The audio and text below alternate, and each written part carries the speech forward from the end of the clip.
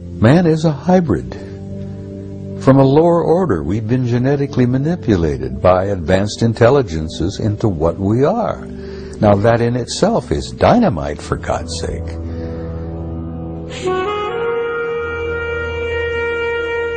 And this brings us to one of the most bizarre sides of this whole issue, the so-called alien abduction syndrome.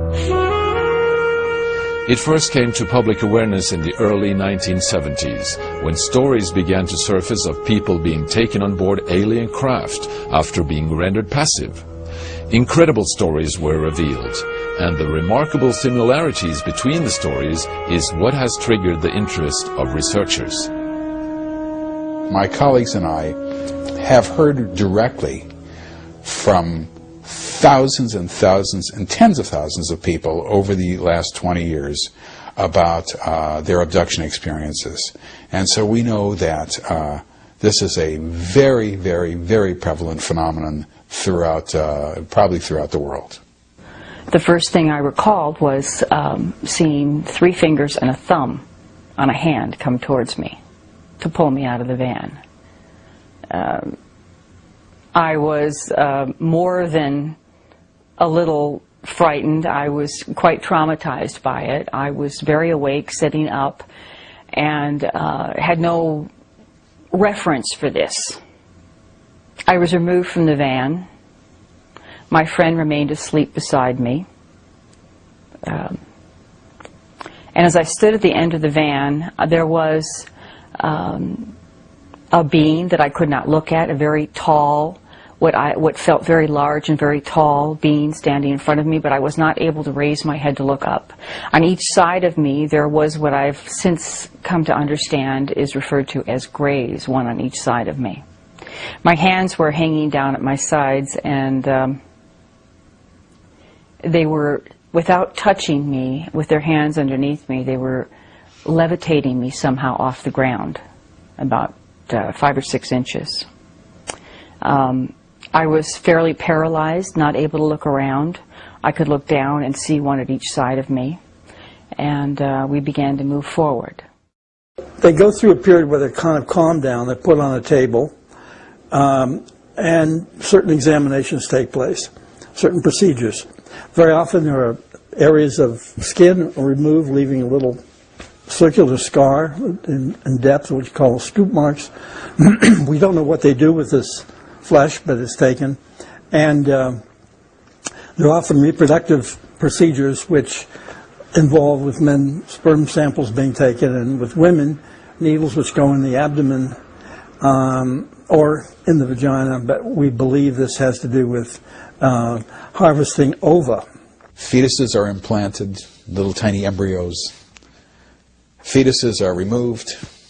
This is standard material. This is standard stuff.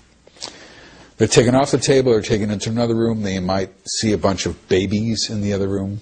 They have to hold the baby. Women have to feed the baby sometimes. They might be taken into a room where they see, well, let me just say that the babies that they see are strange-looking babies. They look sort of like half human, half alien.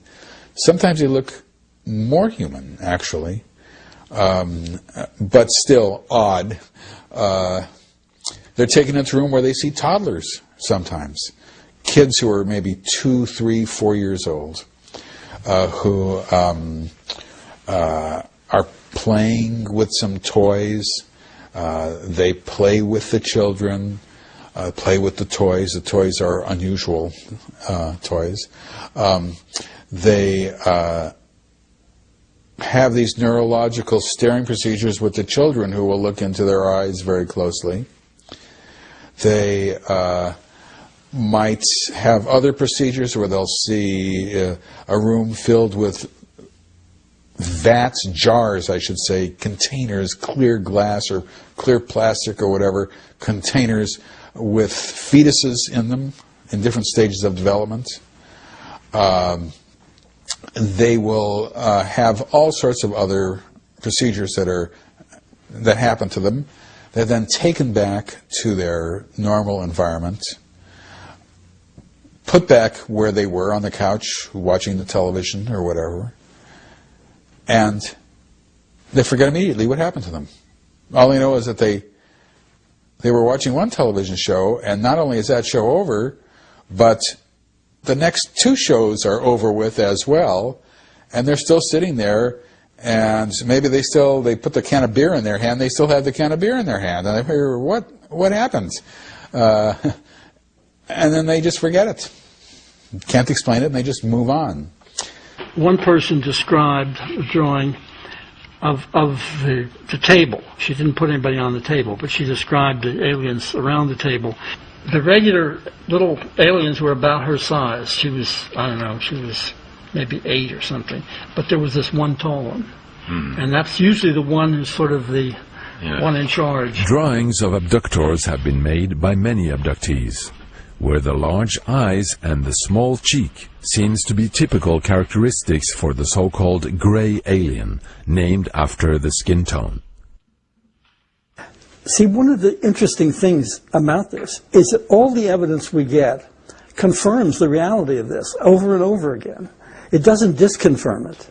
The so-called hybrids, allegedly a blend of human beings and gray aliens, is today reported in a majority of the cases investigated. Alien eyes, but with what seems to be a little girl. It was the alien, the hybrid child. A hybrid child. Yeah. And what's interesting, again, the eyes are very peculiar. Yeah. The hair was not combed or brushed, and didn't really cover the head properly. Okay. And she's one of the mothers. So what it seemed to be was that there was a program where people were picked up again and again and again as if they had been studied, they were being studied over their lifetimes.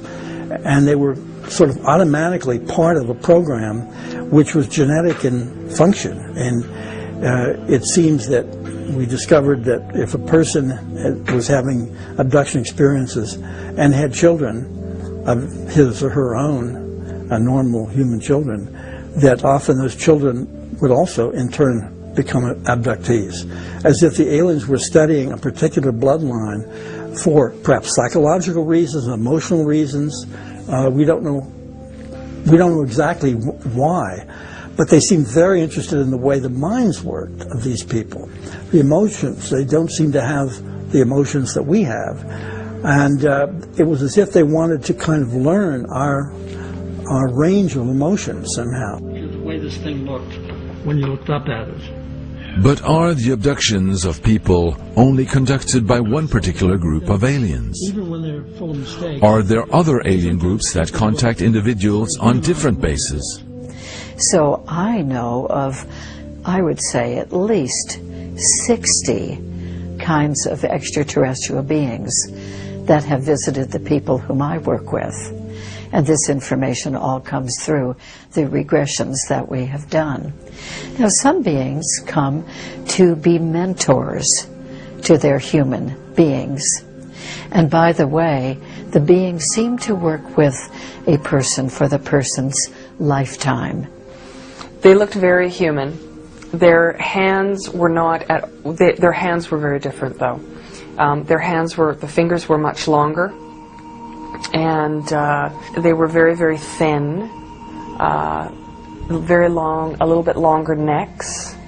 They had white hair, and it sort of came up a little bit here into a V shape, the hair, a little bit wavy, and about shoulder length. And they had quite large blue eyes, a perfectly formed small nose, and smaller lips. When I was on board the craft, they gave me, these blonde beings gave me information that is relevant to our time on this earth right now. And they gave me messages that they asked me to share with really anyone who will listen. They're very specific for the humanity and how we have a choice, that the process in which we are evolving, if we continue on the path that we're on, that it will be just no choice, it will become destructive. It was explained to me that they have been here in the past. They have said, we have come in the past to help in the process of change on the earth, and we